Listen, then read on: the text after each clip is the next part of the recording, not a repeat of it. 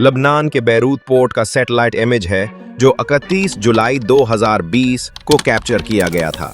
So surgical determines it that better civil. लेकिन सिर्फ 4 दिनों के बाद यहाँ कुछ ऐसा होने वाला है जिसके बाद पोर्ट की हालत कुछ इस तरह हो गई। पोर्ट पर मौजूद हैंगर्स तबाह हाल नजर आ रहे हैं, जबकि इस जगह पर 135 मीटर चौड़ा या 2 बोइंग 747 की लंबाई जितना बड़ा गड्ढा नजर आ रहा है। यहाँ असल में क्या हुआ था जिसने जन्म दिया दुनिया के सबसे बड़े गैर न्यूक्लियर धमाके को? 4 अगस्त 2020 को एक वीडियो क्लिप वायरल होती है जिसमें एक दुल्हन बैरूत के सैफी स्क्वायर पर खड़ी फोटोशूट करवा रही थी। तभी अचानक एक जोरदार धमाके की व्यू ने सबको भागने पर मजबूर कर दिया। इस वाकये से 23 मिनट पहले ठीक 5:45 पर बैरूत पोर्ट पर एक हैंगर में कुछ वेल्डर्स दीवार में होने वाले एक सुराख को रिपेयर कर रहे थे। तभी चंगारियों की वजह से गोदाम में आग भड़क उठी। ये हैंगर नंबर 12 कहलाता था, जो बिल्कुल समंदर से लगा हुआ था। 10 मिनट के बाद 5 कंत्री, 5 और 9 फायर फाइटर्स और एक पैरामेडिक स्टाफ की एक टीम मौके पर पहुंचती है।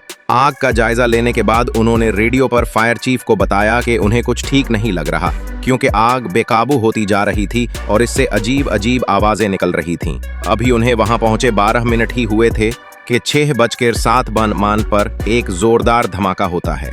इस धमाके की वीडियोज में देखा जाए तो सफेद धुएं समेत फायरवर्क्स के फलाशे नजर आ रहे हैं। हैंगर नंबर 12 में फायरवर्क्स की एक खेप रखी गई थी जो शायद इस आग की वजह से फट गई। लेकिन ये तो था पहला धमाका जिसकी शिद्दत 1500 किलोग्राम TNT ब्लास्ट के बराबर रिकॉर्ड की गई। अभी लोग समझते कि आवाज किस चीज की थी। 30 सेकंड्स के बाद एक और धमाका हुआ, पूरे बैरूत को जैसे चीर कर रख दिया।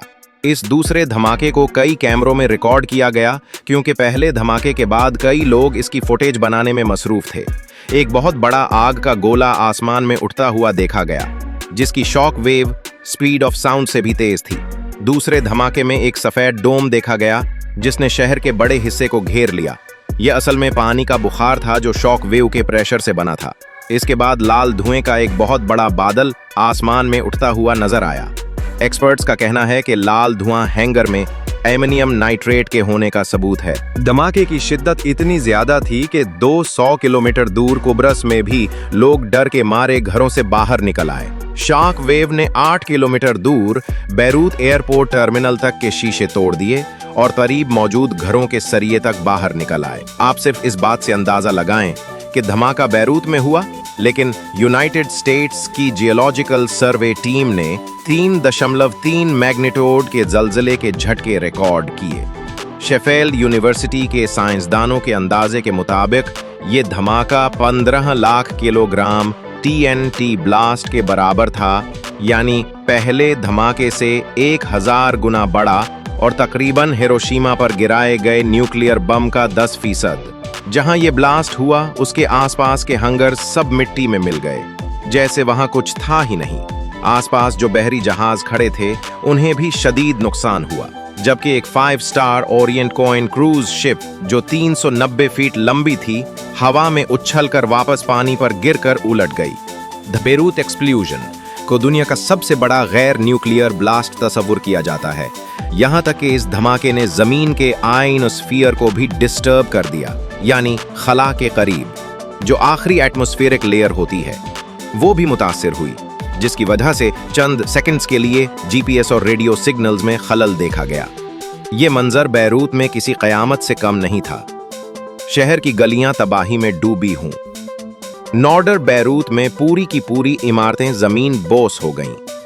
जड़ से उखड़े हुए दरख्त, उल्टी हुई गाड़ियां और मुड़े हुए स्टील के गार्डर हर तरफ फैले हुए नजर आए। धमाके की ताकत ने पूरे शहर की बिजली की सप्लाई बंद कर दी, जिसकी वजह से रेस्क्यू का काम मजीद रुकावट का शिकार हो गया। मिलिट्री बुलडोजर्स की मदद से रोड्स क्लियर किए गए ताकि रेस्क्यू वर्कर्स को पहुंचाया जा सके। इस हादसे में 218 लोगों की कीमती जानें जाया हो गईं, जबकि 7000 से ज्यादा लोग जख्मी हो गए। और रही बात दूसरों की, तो बैरूत की 12% आबादी पल झपकते ही बेभर हो गई। अस्पताल और मेडिकल सेंटर्स जहां जख्मियों का इलाज होना था वो भी धमाके की जद में आकर तबाह हो चुके थे। कई अस्पतालों ने पार्किंग लॉट्स और फुटपाथों पर ही जख्मियों का इलाज शुरू कर दिया। सेंट जॉर्ज अस्पताल, जो बैरूत पोर्ट से चंद मीटर के फासले पर था, मुकम्मल तौर पर तबाह होने के बावजूद टूटे हुए फुटपाथों पर मरीजों का इलाज करता रहा। लेकिन उसके बावजूद हजारों जख्मियों को सिर्फ इस वजह से वापस भेजना पड़ा क्योंकि फुटपाथों पर भी जगह कम हो गई थी। माना जाता है कि ब्लास्ट के बाद बेघर लोगों को बैरूत के उन लोगों ने अपने घरों में पनाह दी जिनके घर पोर्ट से काफी दूर होने की वजह से बच गए थे। धमाके के 7 घंटों तक आग भड़कती रही और काले धुएं के बादल अगले दिन तक भी आसमान पर छाए रहे। सल्फर और जले हुए रबड़ की बदबू अगले कई दिनों तक फजा में महसूस की गई। लेकिन कुछ ही दिनों के बाद पूरे लबनान में एहतजाज भड़क उठे।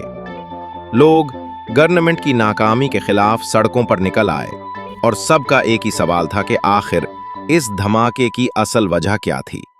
रिपोर्ट्स के मुताबिक हैंगर नंबर 12 का इस्तेमाल किया जा रहा था तेल के कैन, मिट्टी के तेल और हाइड्रोक्लोरिक एसिड जैसे खतरनाक केमिकल्स को स्टोर करने के लिए, और साथ ही इसमें रखे गए थे 15 टन फायरवर्क्स, यानी एक ऐसी तबाही जो बस होने का इंतजार कर रही थी। इतनी आतिशगीर चीजों के बावजूद वेयर हाउस की वायरिंग बहुत खराब थी। ना वहां पर स्मोक अलार्म सिस्टम था और ना ही स्प्रिंकलर सिस्टम। लेकिन हैंगर नंबर 12 में सिर्फ यही नहीं रखा था, यहां एक और खतरनाक केमिकल भी छुपा हुआ था। 200-550 टन वजनी एम्यूनियम नाइट्रेट का एक कंसाइनमेंट जो पिछले 7 सालों से प्लास्टिक बैग्स में बगैर किसी मुनासिब सेफ्टी के वहां स्टोर किया गया था। ये केमिकल अक्सर ज़राअत में खाद के तौर पर या माइनिंग इंडस्ट्री में एक्सप्लोसिव के लिए इस्तेमाल होता है। कई दहशतगर्द हमलों में भी इस केमिकल का इस्तेमाल हो चुका है।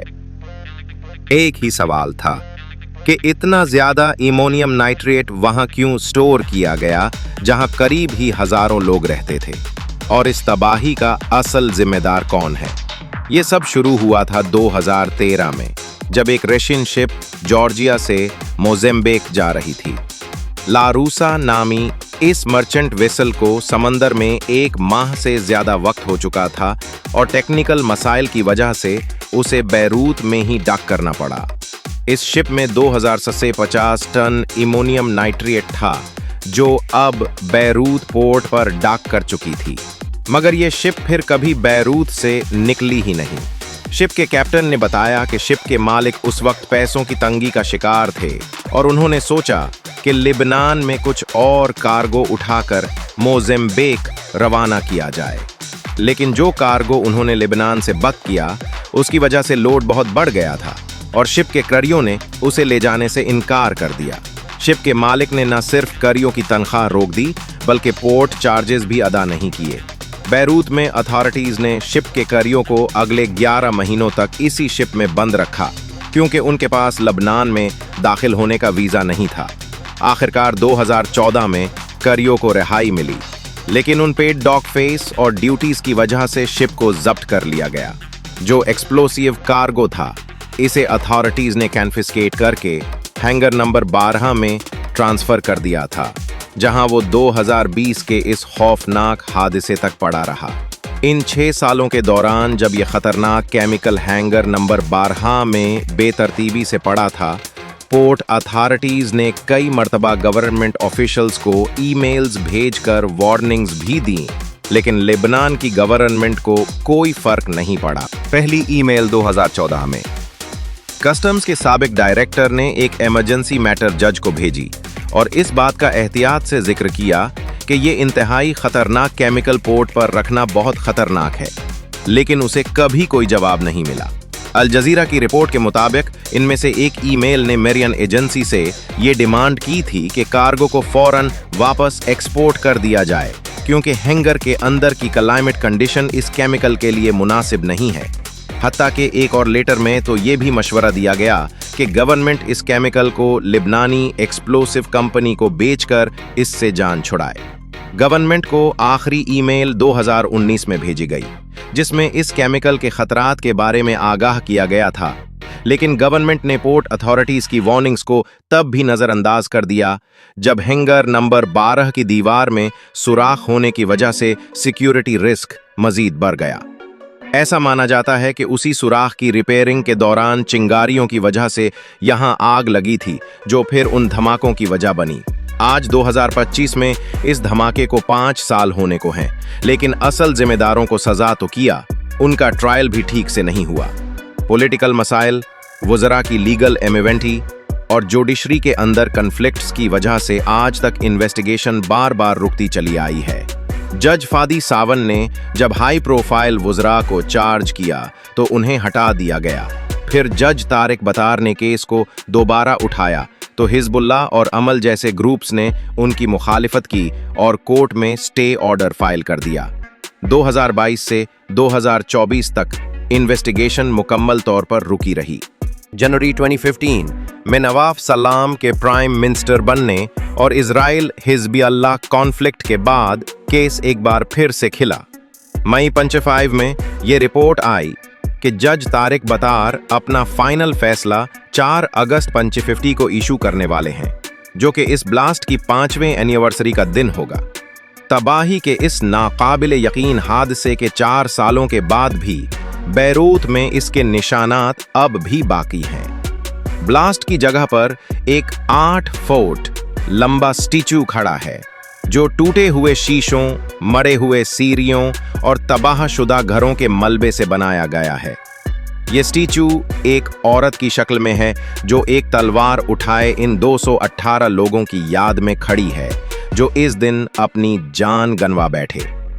इस स्टैचू के पांव के नीचे एक घड़ी भी पड़ी है, जिस पर आज भी 6 to 8 मने बज रहे हैं, और ये इस धमाके के बाद से आज तक इसी हालत में बंद पड़ी है।